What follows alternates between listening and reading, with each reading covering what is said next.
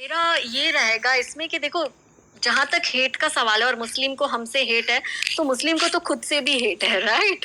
वो सिया सुन्नी से लड़ रहा है, अहमदिया से लड़ रहा है, वोरा को तो बेचारों को अलग ही बिल्कुल कर दिया, सूफी को तो जवाब ही नहीं देते।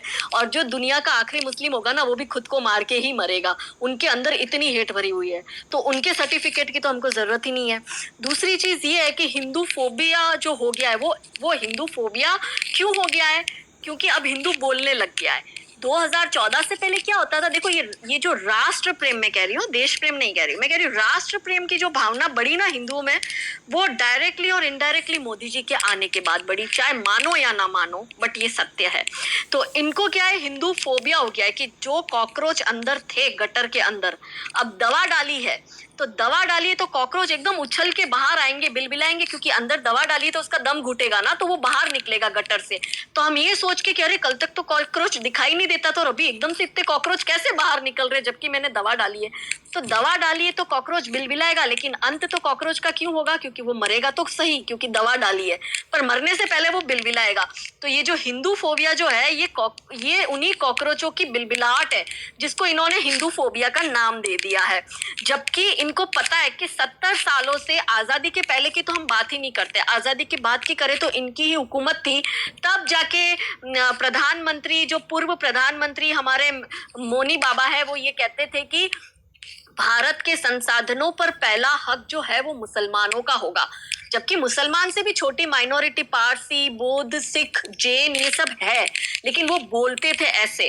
तो अब जब सडनली सब चेंज हो रहा है और सडनली आवाज निकल रही है कि भाई हज सब्सिडी बंद हो रही है और हज सब्सिडी का जो पैसा है वो सभी अल्पसंख्यकों में बांटा गया है। पहले अल्पसंख्यक के नाम पे सिर्फ मुसलमान खाता था, लेकिन अब अल्पसंख्यक के नाम पर सब में बंट रहा है, तो उसको फिर हिंदू फोबिया जगता है। उसको सडनली नसरुद्दीन को और हमीद अंसारी, जो कि देश के वाइस प्रेसिडेंट रह चुके हैं, उनको लगता है भारत मुसलमान के लिए असुरक्षित हो गया है।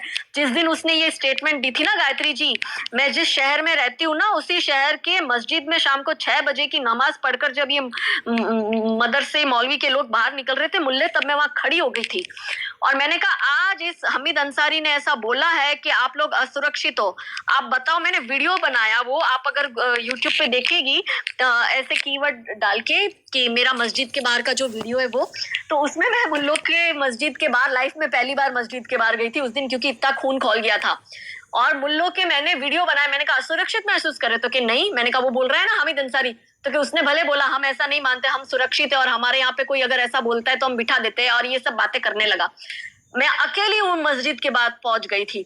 तो ये जो हमारी संघर्ष और एकता की जो कहानी है, वो हमको इन लोगों तक बतानी है।